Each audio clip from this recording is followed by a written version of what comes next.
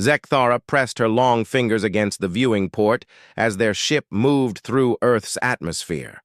The planet looked peaceful from above with its blue oceans and white clouds. She had done this same job on 47 worlds before this. 1. Most species were easy to understand once you learned their basic nature. Herbivores built communities based on sharing resources. Omnivores focused on trade and cooperation. Everything followed simple patterns that made sense. The harmonies. Edge landed in a desert area that the humans called Nevada. Captain Veltar had chosen this spot because their sensors showed a large energy facility nearby. The humans had just discovered fusion power, which meant they were ready for contact according to galactic law. Zekthara checked her translation. Device one more time and followed the captain down the ramp. The first human they met was working at the fusion plant. His name was Jake Miller, and he seemed surprised but not afraid when he saw them. Zekthara thought this was a good sign. Most species either ran away or fell down in fear during first contact. Jake had brown hair and friendly eyes. He was shorter than Zekthara, but moved with confidence as he approached their group. "Well, that's something you don't see every day," Jake said with a smile. "I'm guessing you folks aren't from around here." Captain Veltar stepped forward and began the standard greeting. He explained that they came from the Galactic Council and wanted to learn about human culture. Jake listened carefully and asked smart questions about their ship and technology. Zekthara was impressed by how quickly he understood the basic concepts. They explained. Within an hour, Jake had contacted other humans, and soon a woman named Lisa Grant arrived. She introduced herself as someone who studied languages. Lisa had blonde hair and bright blue eyes that seemed to take in everything around her. She carried a small device that she used to record their words. "This is amazing," Lisa said as she listened to Captain Veltar speak in Galactic Standard.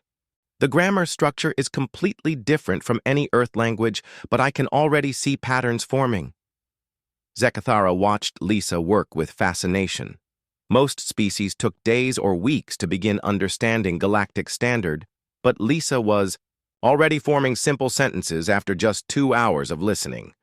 When Pete Collins arrived in a military vehicle, Zekthara expected problems, but the human colonel was polite and professional.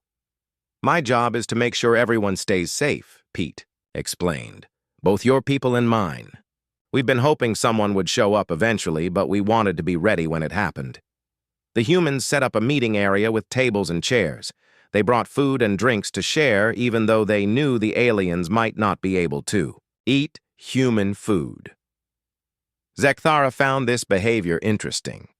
In her experience, most species were cautious about sharing resources with strangers. Jake told them about his work at the fusion plant and how humans had been trying to develop clean energy for decades. He spoke about science and engineering with the same excitement that Zekthara felt when discovering new species. Lisa asked countless questions about galactic civilization and wanted to know about other species they had met. As the day continued, Zekthara began her preliminary observations. Humans seemed to be social creatures who valued learning and exploration. They showed curiosity instead of fear when faced with the unknown. Their technology was advancing rapidly, and they had already begun to spread beyond their home planet to nearby worlds. That evening, Jake invited the entire First Contact team to his home for dinner. His wife, Mary, was a teacher, and their daughter, Ashley, was 8 years old. The house was warm and comfortable, with pictures of family members covering the walls. Mary had prepared a meal that smelled wonderful, even though Zekthara could not eat most of it. Ashley was shy at first, but soon began asking questions about what it was like to travel between stars. She drew pictures of their ship and wanted to know if there were children on other worlds. Zekthara found the young human delightful and was touched by her innocent curiosity about the galaxy. After dinner, Jake sat with Ashley on his lap to read her a bedtime story. Zekthara watched with interest, as this seemed to be an important human ritual. The story was about a young girl who wore a red hood and went to visit her grandmother.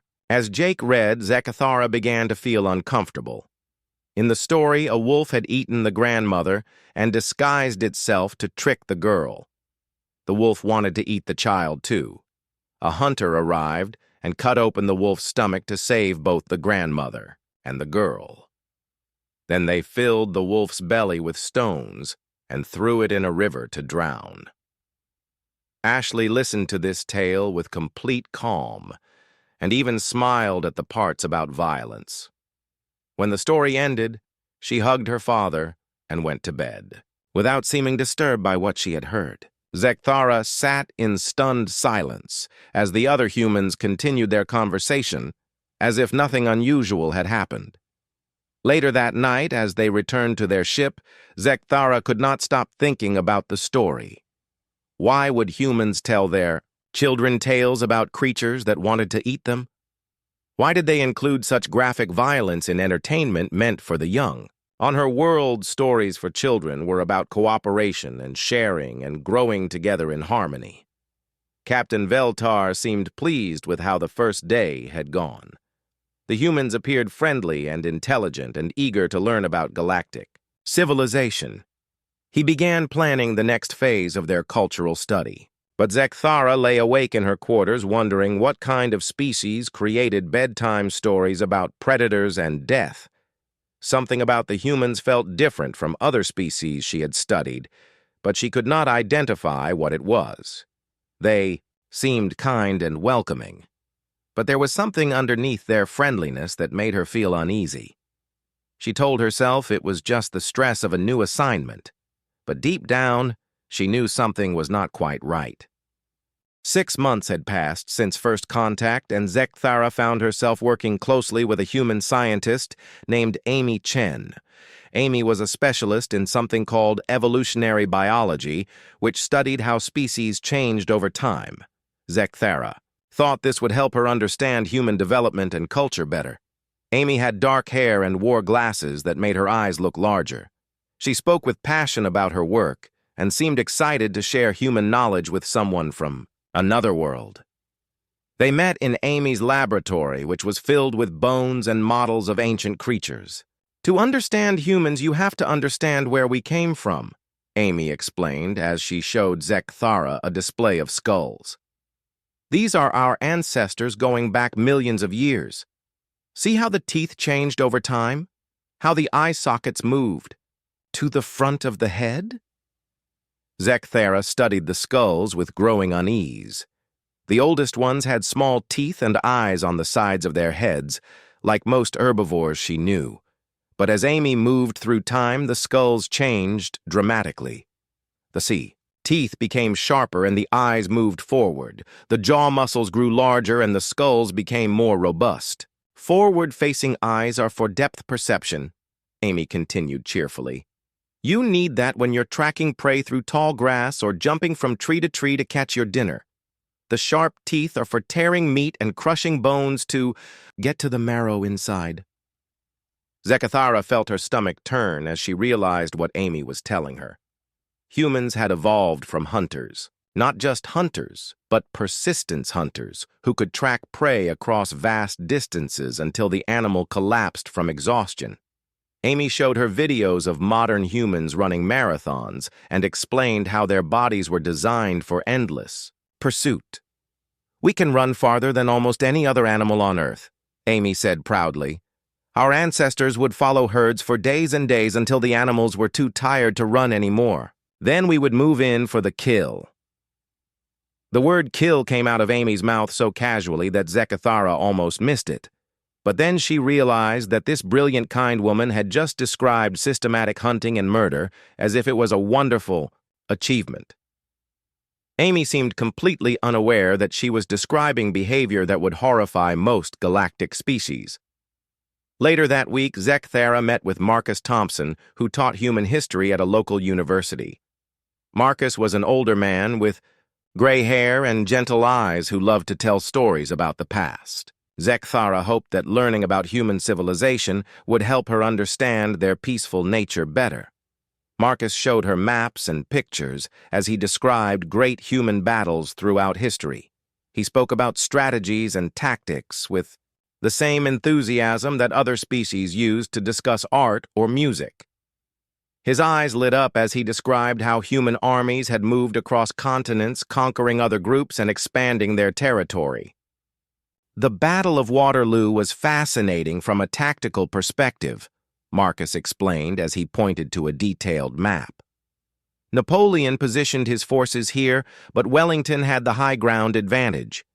When the Prussians arrived from this direction, it created a perfect pincer movement that trapped the French army. Zekthara listened in growing horror as Marcus described thousands of humans killing each other with weapons and strategies. But what disturbed her most was how Marcus treated this information as educational entertainment. He smiled as he talked about clever military moves and seemed to admire the generals who had planned these massive killings. That afternoon, Zekthara visited a human school where she met Katie Walsh, who worked with young children. Katie was warm and caring and clearly loved the little humans in her charge. Zekthara hoped that observing human child development would show her their peaceful nature, but even the children disturbed her. During playtime, she watched them divide into groups and create elaborate games involving capture and conflict. They built fortresses out of blocks and then attacked each other's constructions. They played games where some children were predators trying to catch prey children who had to run and hide. "It's completely normal," Katie explained when she saw Zekthara's expression. "Children need to learn about competition and strategy. These games help them develop problem-solving skills and physical coordination. They're also learning how to work together as a team." Zekthara noticed that even when the children worked together, it was usually to compete against another group. Their cooperation was always focused on defeating some external opponent. This was very different from her own species, where children learned to cooperate for mutual benefit and shared growth. The next day, she accompanied Tony Rodriguez, who had been a soldier before becoming a teacher. Tony was patient and kind with his students, but Zekthara could see something different in his eyes. There was an alertness there that reminded her of the hunting animals she had studied on other worlds. During lunch, Tony demonstrated some basic self-defense moves for the older students. Zekthara watched in amazement as this gentleman transformed into something focused and dangerous. His movements were precise and efficient and clearly designed to cause maximum damage to an opponent. "Every human should know how to protect themselves," Tony explained afterward. "The world can be a dangerous place, and you never know when you might need to fight back against someone trying to hurt you or your family." The casual way Tony talked about fighting and hurting others made Zekthara realize something terrible. Humans did not just have the capacity for violence built into their evolution. They actively maintained and practiced these skills even in their peaceful modern society. They taught their children to fight and strategize and compete as if war might break out at any moment. That evening, Zekthara called Captain Veltar to discuss her observations. She tried to explain what she was learning about human nature, but the captain found it hard to believe. "They seem so friendly and cooperative," Veltar said over the communication link. "Are you sure you're interpreting their behavior correctly? Perhaps their history is simply more violent than most species, but they have clearly moved beyond that now." Zekthara wanted to agree with her captain, but she could not ignore what she had seen and learned. Humans were not a species that had moved beyond violence. They were a species of hunters and killers who had learned to control their nature but had never lost it. As she prepared her daily report, Zekthara struggled to find words that would convey what she was discovering. How could she explain to the peaceful species of the Galactic Council that humans were fundamentally different from anything they had encountered before? How could she make them understand that behind every human smile was the mind of a predator that had spent millions of years perfecting the art of the hunt? Amy Chen had invited her to dinner the next evening, and Zekthara found herself both curious and terrified about what other revelations awaited her. Each day brought new understanding about human nature, and each day made her more afraid of what that nature might mean for the galaxy. Zekthara stood in the art gallery trying to understand what she was seeing. The paintings were beautiful with rich colors and expert technique, but the subjects made her feel sick. Sam Patterson had created dozens of images showing human battles throughout history. Warriors on horseback charged across fields, while others fought with swords and shields. Modern soldiers moved through destroyed cities carrying weapons that could kill from great distances. "I try to capture the emotion of these moments," Sam explained as he guided her through the exhibit. "There's something powerful about humans when they're pushed to their limits. You can see it in their faces, the determination and courage and the willingness to sacrifice everything for what they believe in." Sam was a tall man with calloused hands and paint under his fingernails. He spoke about war and violence as if they were sources of beauty and inspiration. Zekthara stared at a painting of soldiers storming a beach under heavy fire. Their faces showed pain and fear, but also something else that she could not name. "This one is from a battle called D-Day," Sam continued. "Thousands of young men knew they were probably going to die, but they did it anyway to save people they had never met. That kind of courage is what I try to put into my work." Other humans walked through the gallery admiring Sam's paintings and discussing the historical events they depicted. No one seemed disturbed by the graphic violence or the countless deaths represented in the artwork. Instead, they talked about honor and sacrifice and the nobility of fighting for just causes. The next morning, Zekthara visited Maria Santos, who taught kindergarten at a local school. Maria was a small woman with kind eyes and a gentle voice who clearly loved working with children. Zekthara hoped that observing very young humans would show her their innocent nature before they learned about violence and conflict. But even the stories Maria told to 5-year-old children contained themes that disturbed Zekthara. She read about a boy named David who killed a giant with a sling and a stone. She told tales of brave knights who fought dragons to save princesses. Every story seemed to involve someone smaller and weaker, defeating someone bigger and stronger through cleverness and courage. Children love these stories because they can see themselves as the heroes, Maria explained during break time. David was just a shepherd boy, but he found the courage to face something much bigger than himself. It teaches them that size and strength aren't everything, and that even small people can make a difference. Zekthara watched the children act out these stories during playtime. They pretended to be knights and warriors and heroes facing impossible odds. Even the smallest children seemed to understand concepts like strategy and tactics and the importance of never giving up in a fight. They celebrated victory and mourned defeat, as if these were the most important things in the world. That afternoon, she met with Chris Johnson, who taught philosophy at the university. Chris was a thoughtful man who spent his time thinking about right and wrong and how people should treat each other. Zekthara thought surely a philosopher would help her understand the peaceful side of human nature. But Chris wanted to discuss something called just war theory, which was about when it was acceptable to kill other people.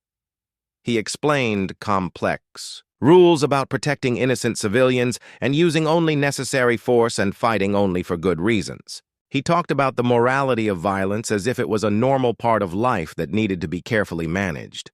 "Sometimes fighting is the only way to protect what matters," Chris said as they walked across the campus. "If someone threatens your family or your community, then you have a moral obligation to stop them, even if it means using violence. The key is making sure you only use as much force as necessary and that you're fighting for the right reasons."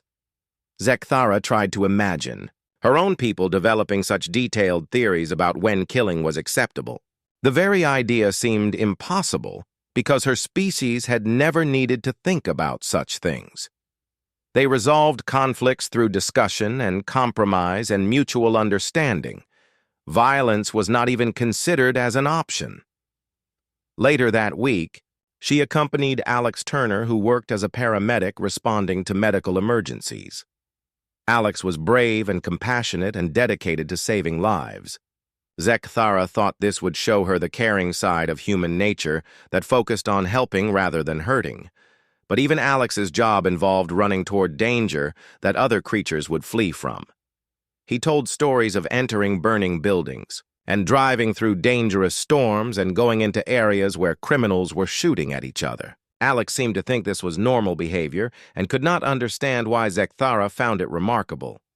"Someone has to help when things go wrong," Alex said as they drove through the city, responding to emergency calls. "You can't just leave people to suffer because the situation is dangerous. That's what separates us from animals, the willingness to risk ourselves for strangers." But Zekthara realized that Alex's heroism was built on the same foundation as human violence. He was willing to face danger and pain and possible death to achieve his goals.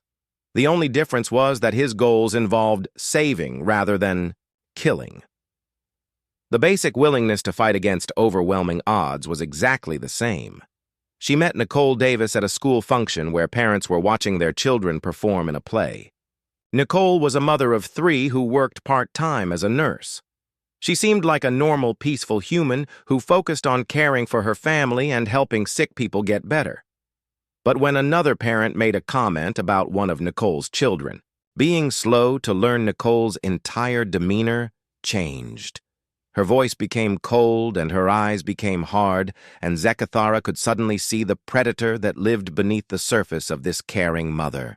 "My children are perfect exactly as they are," Nicole said in a tone that made everyone nearby step back. "If you have a problem with any of them, then you have a problem with me. And I promise you don't want that kind of problem." The other parent quickly apologized and moved away, but Zekthara could see that Nicole was still alert and ready for conflict. This gentlewoman who spent her days helping sick people was prepared to become violent in an instant if anyone threatened her offspring. That evening, as Zekthara walked back to her temporary housing, she thought about everything she had learned. Humans were not monsters who enjoyed causing pain for its own sake, but they were something perhaps more frightening.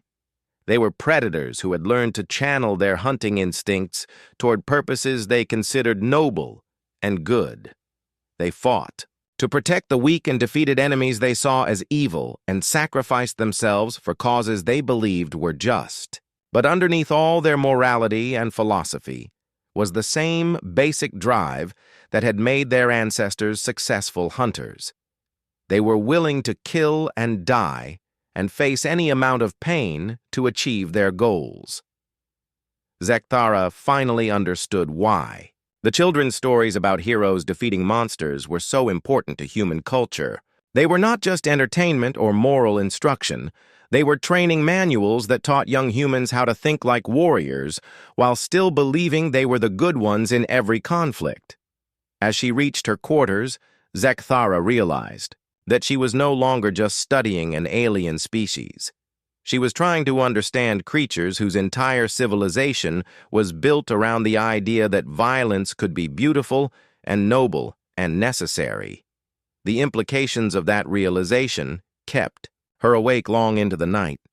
Zekthara sat in the communication chamber aboard the Harmony's Edge, trying to explain her findings to Council Elder Morthek.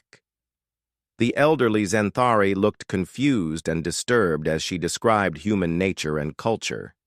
His large, herbivorous eyes blinked slowly as he processed information that seemed impossible to believe. "You must be making some kind of error in your observations," Morthek said through the quantum link. "No sapient species could evolve from predators. Intelligence develops through cooperation and peaceful problem-solving. Violent creatures destroy themselves before they can build civilizations." Zekthara had been expecting this reaction. The entire galactic community was built on the assumption that only peaceful species could develop advanced technology and social structures. Every known civilization had evolved from herbivores or omnivores who learned to work together for mutual survival. "I understand how this sounds," Zekthara replied carefully. "But the evidence is overwhelming. Humans evolved from persistence hunters, and they retain all the psychological and physical traits of predators. Yet they have built a complex civilization with art and science and philosophy. Captain Veltar entered the chamber and joined the conversation. He had been reviewing Zekthara's reports and conducting his own observations of human behavior. His expression showed the same confusion and concern that Zekthara had been feeling for months. The humans do seem unusually focused on competition and conflict, Veltar admitted. Even their peaceful activities involve elements of struggle and dominance. But they have also shown remarkable kindness and willingness to help strangers. How do we reconcile these contradictions? Elder Morthek's image flickered as the quantum connection wavered across interstellar distances. When it stabilized, his expression had become more serious and worried. If what you are reporting is accurate, then we may have a serious problem, he said slowly. Predator species are unpredictable and dangerous. They cannot be trusted to follow galactic law or respect the rights of other species. Perhaps first contact was a mistake. Zekthara felt a chill run through her body as she realized the implications of the Elder's words. If the Council decided that humans were too dangerous for galactic membership, then first contact protocols required complete isolation or elimination of the species. She thought about Jake Miller and Lisa Grant and Amy Chen and all the other humans she had come to know and respect. That evening, she met with Ben Foster, who was a human psychologist specializing in cultural analysis. Ben had been assigned to help the alien contact team understand human behavior from a scientific perspective. He was a thoughtful man with gray hair and patient eyes who seemed genuinely interested in helping bridge the gap between species. "I've been reading your preliminary reports," Ben said as they sat in his office surrounded by books about human psychology and behavior. "I think you may be misunderstanding some fundamental aspects of how humans think and feel about violence and conflict." Zekthara explained her growing concern about human nature and their capacity for violence. She described her observations of human culture and history, and the way even children were taught to think in terms of conflict and competition. Ben listened carefully, without interrupting or defending his species. "You're absolutely right that humans have evolved from predators," Ben said when she finished. "And you're correct that we retain many psychological and physical traits that reflect our hunting heritage. But I think you may be missing the most important part of the human story." Ben pulled out a thick book filled with historical documents and photographs. He showed her images of humans helping each other during natural disasters and wars and famines. He read her speeches from human leaders who had dedicated their lives to peace and cooperation and understanding between different groups. "The remarkable thing about humans is not that we are capable of violence," Ben explained. "Almost every species is capable of violence when threatened or desperate. What makes humans unique is that we have chosen to build a civilization based on controlling and channeling our violent impulses toward constructive purposes." Zekthara studied the documents Ben had shown her, but she still felt confused and uncertain. She could see evidence of human compassion and cooperation, but she could also see the predator instincts underlying everything they did.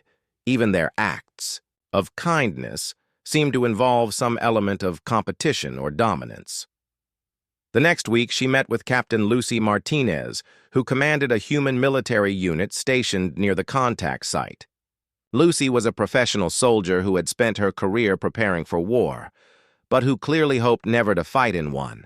She carried herself with confidence and alertness that reminded Zekthara of the hunting animals she had studied.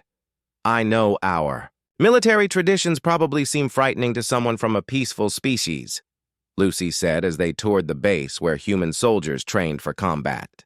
"But our military exists to prevent war, not to start it. We prepare for violence so that we can deter violence." Zekthara watched human soldiers practice fighting techniques and weapons training with the same dedication that other species might put into art or science.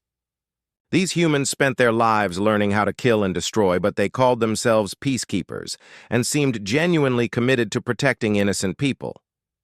"The strongest military is the one that never has to fight," Lucy continued as they observed a training exercise. When potential enemies know that attacking us would be too costly, they choose diplomacy instead. Our strength creates peace, not war.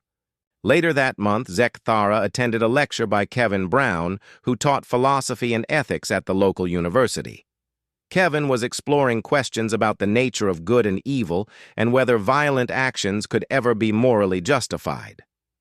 His students engaged in passionate debates about complex moral scenarios. "Consider this situation," Kevin said to his class while Zekthara listened from the back of the room. "A person is planning to poison the water supply of a city and kill thousands of innocent people. You have the opportunity to stop them, but the only way is to kill the poisoner. Is it morally acceptable to commit murder to prevent mass murder?" The students discussed this scenario with sophistication that impressed Zekthara.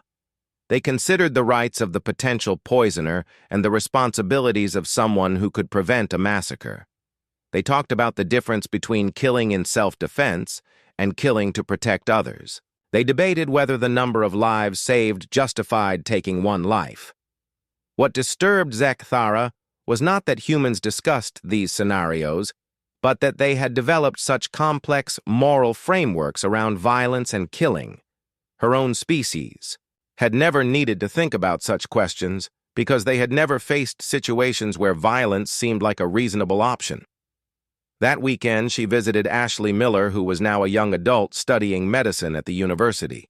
Ashley had grown from the curious child who drew pictures of spaceships into a thoughtful young woman who wanted to dedicate her life to healing others. Zekthara hoped that talking with someone who had grown up during the contact period would help her understand human development. "I remember when you first arrived," Ashley said as they walked across the campus where she was studying. "I was so excited to learn about other worlds and other species. I used to dream about traveling to the stars and making friends with aliens who were nothing like humans." Ashley explained how studying medicine had taught her about the complexity of human biology and psychology. She talked about the ways that human bodies were designed for both survival and cooperation. She showed Zekthara textbooks that described how human brains contained both aggressive impulses and empathetic responses. "We're not just hunters or just healers," Ashley said thoughtfully. "We're both, and that's what makes us human. The same instincts that made our ancestors successful predators also make us protective of our families and willing to sacrifice for strangers. It's all connected." As the months passed, Zekthara found herself changing in ways that frightened her. She began to notice potential threats in her environment and to think about how she would respond to dangerous situations. She started analyzing the motivations and intentions of everyone around her instead of simply accepting them as friends or colleagues. Most disturbing of all, she found herself admiring human qualities that she knew she should find horrifying. Their courage in the face of danger and their willingness to fight for what they believed in and their refusal to surrender even when facing impossible odds all seemed noble and impressive despite being rooted in predatory instincts. Late one night, as she prepared her final report for the Galactic Council, Zekthara realized that her extended exposure to human thinking patterns had fundamentally altered her worldview. She could no longer see the galaxy through the innocent eyes of a prey species. She had learned to think like a predator, and that knowledge could never be undone. 10 years had passed since first contact, and Zekthara found herself standing in the Galactic Council chambers watching Admiral Jack Stevens address the assembled representatives of 43 species. Jack wore the blue uniform of the newly formed Galactic Peacekeeping Force, and carried himself with the quiet confidence that Zekthara had learned to recognize in human military officers.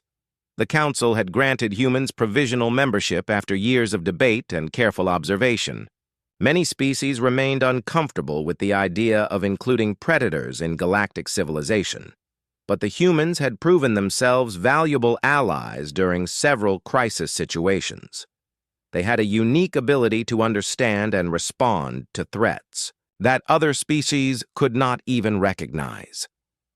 The situation in the Kepler system requires immediate intervention, Jack explained, as he gestured to a holographic display showing star charts and tactical information. The Ravenger pirates are using hit-and-run tactics that take advantage of our traditional peacekeeping methods. They attack civilian targets and retreat before our forces can respond. Zekthara watched the other council members struggle to understand Jack's strategic analysis. Most galactic species thought in terms of negotiation and compromise when faced with conflict. The idea of pursuing and destroying an enemy force seemed foreign and disturbing to creatures who had evolved as prey animals. "What Admiral Stevens is proposing sounds like warfare," said Councillor Vethran, whose species had never experienced violent conflict in their recorded history. "Surely there must be a peaceful solution that doesn't involve hunting down and eliminating other sapient beings." Jack's expression remained patient and professional, but Zekthara could see the predator intelligence working behind his eyes. He was analyzing the council members and adjusting his approach based on their psychological profiles and cultural backgrounds. This was exactly the kind of strategic thinking that made humans so effective and so frightening. "The Ravenger pirates have already rejected 17 diplomatic overtures," Jack replied calmly. "They view our peaceful intentions as weakness and use our restraint against us. Sometimes predators only understand predator language, and the only way to protect innocent people is to eliminate the threat completely." After the session ended, Zekthara walked with Jack through the corridors of the council station. She had requested this assignment as Human Galactic Cultural Liaison because she was one of the few non-humans who truly understood how human minds worked. But that understanding came with a price that grew heavier each day. "How do you do it?" she asked Jack as they looked out at the stars through a large viewing port. "How do you maintain your humanity while thinking like a hunter and a killer?" Jack was quiet for a long moment before answering. He had the weathered face of someone who had seen combat and made difficult decisions about life and death. But his eyes still held the warmth and compassion that Zekthara had learned to associate with the best of human nature.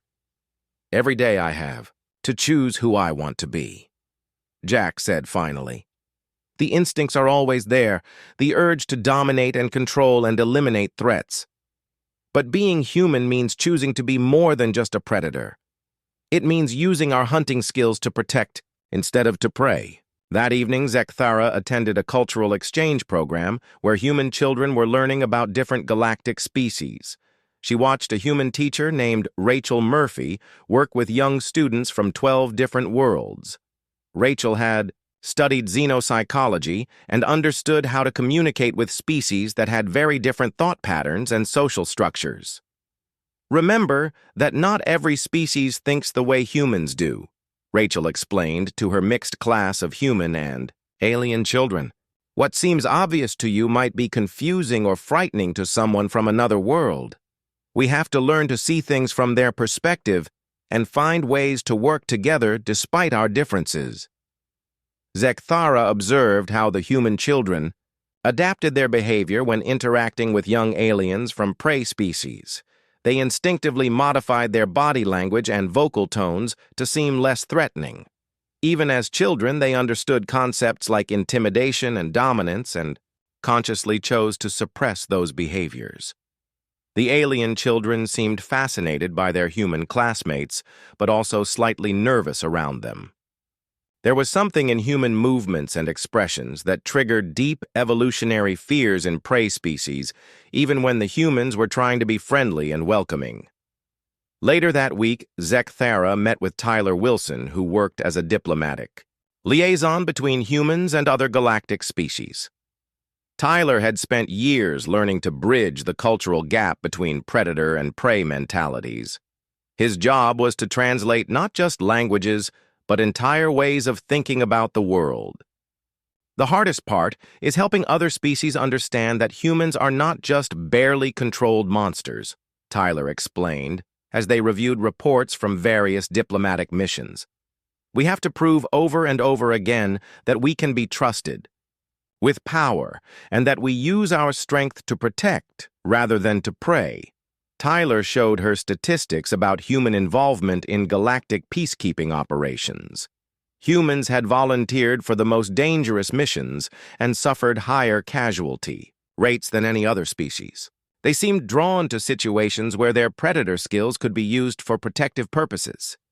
Sometimes I think other species would feel more comfortable if we were just mindless killers, Tyler continued. At least then they would know what to expect from us. The fact that we choose to be peaceful while retaining our capacity for violence makes everyone nervous. Zekthara understood Tyler's frustration because she felt it herself. Her sister Zethara had contacted her recently to express concern about how much she had changed since returning from the human assignment. Zekthara could see the fear in her sister's eyes when they spoke through quantum communication. "You think differently now," Zethara had said during their last conversation.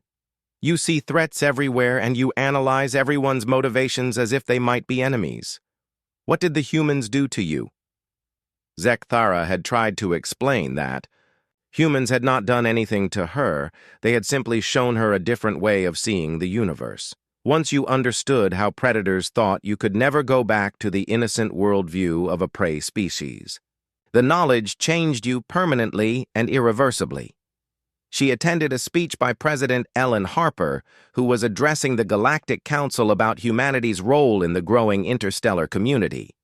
Ellen was an elegant woman with silver hair and intelligent eyes who had dedicated her career to building bridges between humans and other species. "We understand that our nature makes other species uncomfortable," Ellen said to the assembled delegates. "We know that our evolutionary history sets us apart from the rest of galactic civilization, but we believe that diversity of thought and perspective makes us all stronger." Ellen went on to describe how human military tactics had proven effective against threats that other species could not handle. She talked about human willingness to sacrifice for strangers and their ability to make difficult decisions under pressure. She argued that predator instincts could be channeled toward noble purposes. But Zekthara heard something else in Ellen's speech that the other delegates seemed to miss. There was an underlying confidence and barely contained power in the human president's words.